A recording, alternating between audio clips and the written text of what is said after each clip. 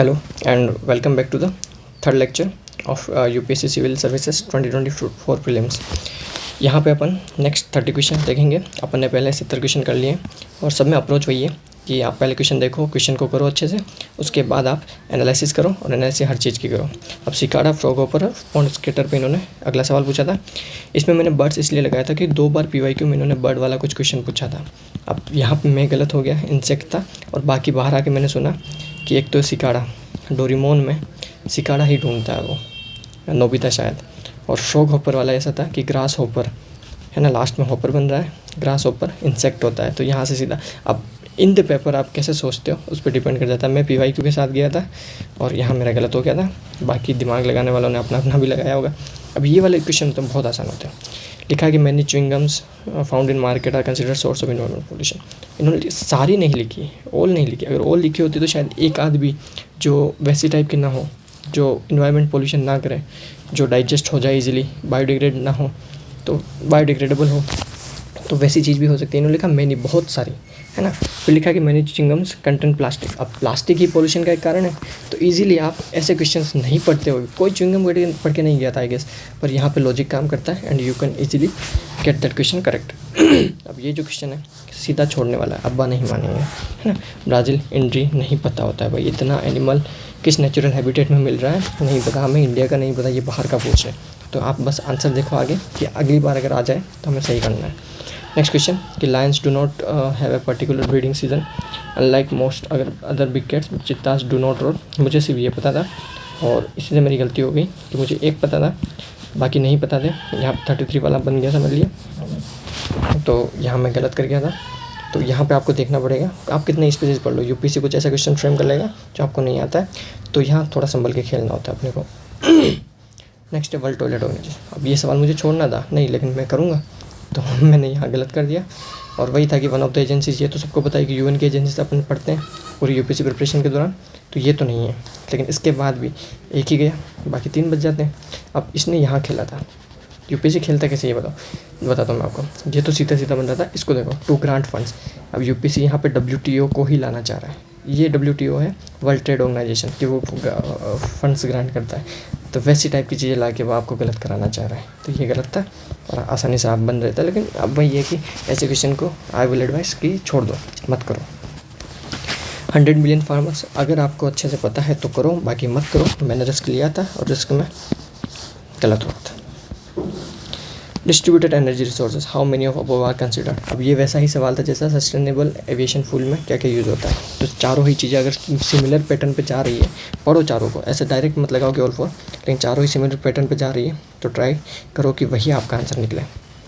ये जो क्वेश्चन था इंसेक्ट जो उसके साथ कोइवोल करता है, ये मेरे को देखते ही लग गया था फिग, लेकिन नहीं, मैंने फिर दिमाग लगाया कि नहीं, कैटरपिलर उसके साथ ग्रो करता है, तो ये एक्स्ट्रा दिमाग होता है। आपको कभी कभी इंस्टिक आ जाता है कि फिग होगा तो आप फिग लगा के आगे बढ़ जाओ। हो सकता है कि बहुत बार केसेस में यही होता है कि आपका इंस्टिंक्ट्स प्रिवेल करता है और वो सही होता है ना। दिमाग मत लगाओगे सिल्क कॉटन होगा, महुआ तो मुझे पता था क्योंकि हमारे गाँव में ही एक महुआ का पेड़ है, तो ये तो नहीं होगा। स्टिल थोड़ा दिमाग आपको कम लगाना होता है, ऐसे में इंस्टिंक्ट पे बिलीव करना होता है। और पॉइजनस स्पीशीज अमंग देम, कुछ दिमाग मत लगाओ।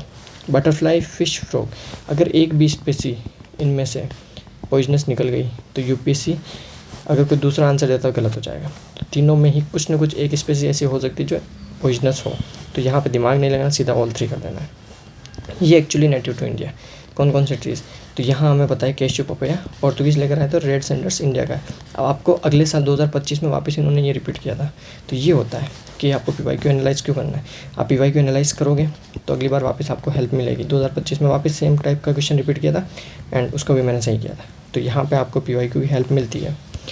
नेक्स्ट है ग्रीनफील्ड प्रोजेक्ट, करंट अफेयर्स से था, नहीं पता होता है, लेकिन हाँ अब आगे का पढ़ो।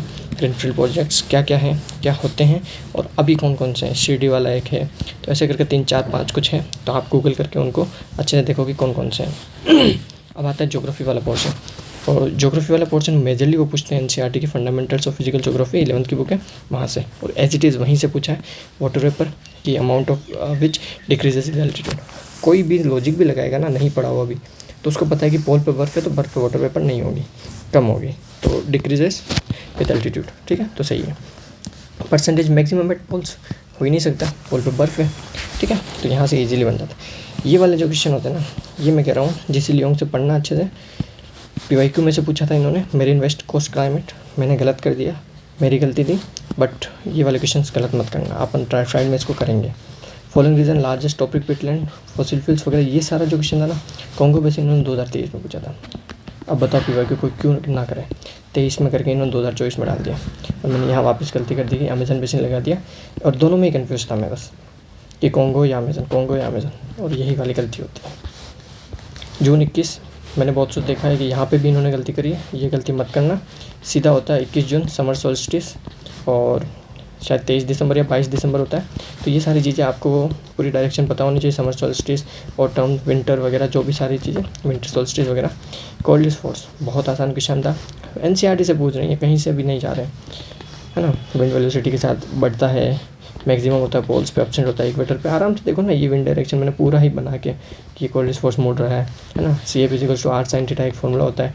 थीटा अगर 0 रख देंगे, इक्वेटर पे अगर है तो 0 रखने पे साइन थीटा की वैल्यू 0 होती है, तो 0 हो जाएगा, एब्सेंट हो गया। मैक्सिमम एट पोल sin 90 की वैल्यू 1 होती है, तो मैक्सिमम हो गया। तो ये वाली सारी चीज़ें आपको पेपर में भी याद आनी चाहिए। अब ये जो देखो PFS वाला कि मैनी कंज्यूमर प्रोडक्ट्स, ये सीधा पूछ सकते हैं सवाल कि PFS क्या है, इसके अपन स्टेटमेंट्स देंगे। लेकिन इन्होंने बोला है कि नहीं, आगे भी लाइन अगर इन्होंने लिखी कुछ मतलब है कि in making many consumer products कुछ कंज्यूमर प्रोडक्ट को बना रहा है, मैनी, सारे नहीं, मैनी, है ना। अब स्टेटमेंट्स देखना है, स्टेटमेंट फ्रेमिंग यहाँ पे मैं बताता हूँ। PFS are found to be wide spread, इन्होंने ये नहीं लिखा कि किसी नैरो या स्पेसिफिक जगह पे होती, वाइड स्प्रेड काफ़ी जगह यूज़ होती है, ठीक है, कुछ भी हो सकता है। अब ये यहाँ पे कुछ भी डाल दें, मैं उससे कोई मतलब नहीं। PFS not easily degraded, easily वो डिग्रेड नहीं, ईजिली वो डिग्रेड नहीं हो रही है। Next, persistent exposure to PFS can lead to bioaccumulation, भाई डिग्रेड नहीं हो रही तभी तो बायोअक्यूमुलेट हो रही है। कनेक्शन, ये स्टेटमेंट फ्रेमिंग होती है यूपीएससी की। वो wide spread, not easily degrade, फिर बायोअक्यूमुलेशन बोल देता कि ये बायोअक्यूमुलेट नहीं होती, तो ये गलत हो जाती। लेकिन इन्होंने बोला कि नहीं, बायोअक्यूमुलेट होती क्योंकि वो डिग्रेड नहीं होती। ये मैं स्टेटमेंट 1 स्टेटमेंट 2 भी डाल देना तो सीधा सीधा एक्सप्लेनेशन बन रहा है। तो यहाँ से 1 2 3। अब एक और चीज़, यूपीएससी ने ये क्वेश्चन पूछा था और 25 में कम से कम 5-6 सवाल ऐसे पूछ लिया जो इस पैटर्न पे है कि जब क्या होता है, यूपीएससी यहाँ पे 5 से 6 स्टेटमेंट देता है ना, और वहाँ पे वो जैसे मान लो कि अगर उसने 5 दिए तो n अपना 5 है, और ऐसे में आंसर ज़्यादातर होता है n-2, ऑप्शन ऐसे होते हैं। तब n-2 मतलब अगर इसने यहाँ 5 दिया तो उसका आंसर 3 होगा, 6 दिया तो उसका आंसर 4 होगा। आप 2025 में अप्लाई करके देख लेना, 5 से 6 सवाल आपके वैसे से हो जाएंगे, मेरे वैसे हुए थे। और एक बार इसने पहले भी कभी पूछा था माइस कुछ सवाल था एक ना 2015, 16 या 19 में, जहाँ पे भी उसका आंसर 5 का 3 था। तो यहाँ पे सीधा आंसर ऐसा आता है, आपको नहीं पता होता कि इनमें से कौन कौन सी पैरासिटाइड होती है। आप देख लेना पैरासिटोइड स्पीसीज क्या क्या है जो अपने जन्म के बाद अपने उसी को मार देती है, होस्ट को, ऐसा कुछ है। तो आप अच्छे से देखना, ये वाला क्वेश्चन यूपीएससी ने ड्रॉप किया था।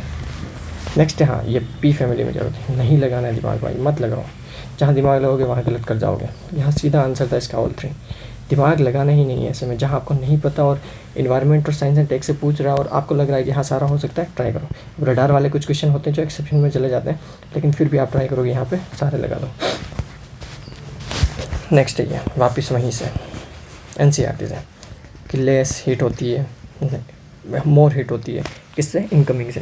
इनकमिंग से नहीं होती है, जबकि टेरेस्ट्रियल से होती है। अपन पढ़ते आ रहे लॉन्ग वेव, शॉर्ट वेव, है ना, और कार्बन डाइऑक्साइड, और सीधा सीधा इजीली इन्होंने कुछ भी चेंज नहीं किया एज इट इज NCERT की लाइन से।